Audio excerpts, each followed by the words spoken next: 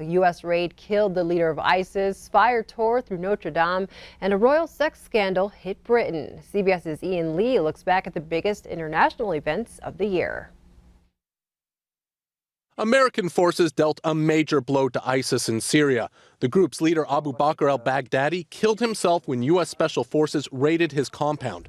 The operation was moved up after President Trump initially ordered troops home from Syria, but then backtracked, leaving roughly 500 to protect the country's oil.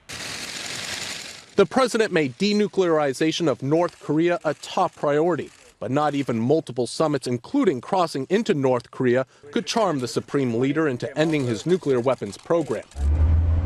Tensions rose in the Persian Gulf, with the U.S. blaming Iran for attacking 4 ships and 2 Saudi oil refineries. Widespread protests rocked the country, partially as a result from stinging U.S. sanctions. Israeli Prime Minister Benjamin Netanyahu's days in office may be numbered after prosecutors indicted him for bribery, fraud, and breach of trust.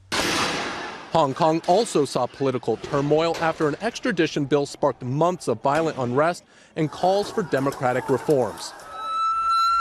Suicide bombers in Sri Lanka targeted churches and hotels in coordinated Easter Sunday attacks, killing more than 250 people.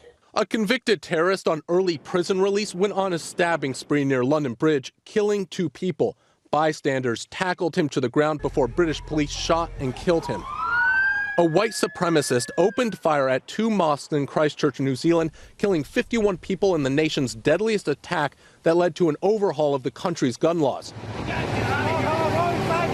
A volcano suddenly exploded on a popular tourist island in New Zealand, killing at least 18 people, including an American family.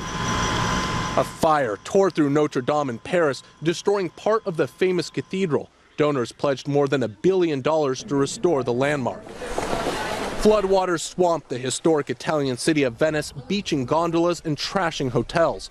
The mayor blamed climate change for the highest tide in 50 years. How dare you! Climate activist Greta Thunberg chastised world leaders at the United Nations for not doing enough to stop climate change, inspiring millions around the world to stage protests. British authorities dragged WikiLeaks founder Julian Assange from Ecuador's embassy in London, where he was holed up for 7 years. The whistleblower is facing possible extradition to the U.S. for publishing thousands of classified government documents.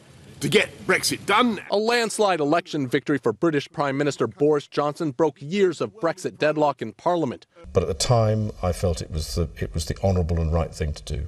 Britain's royal family did damage control after Prince Andrew talked publicly about his ties to convicted pedophile Jeffrey Epstein. Congratulations. Thank you. And Prince Harry and Meghan brought some joy to the royals when they welcomed their first child into the world. Ian Lee, CBS News, London. And 7-month-old Archie will spend Christmas with his mom and dad in the U.S. this year with his grandmother in Los Angeles.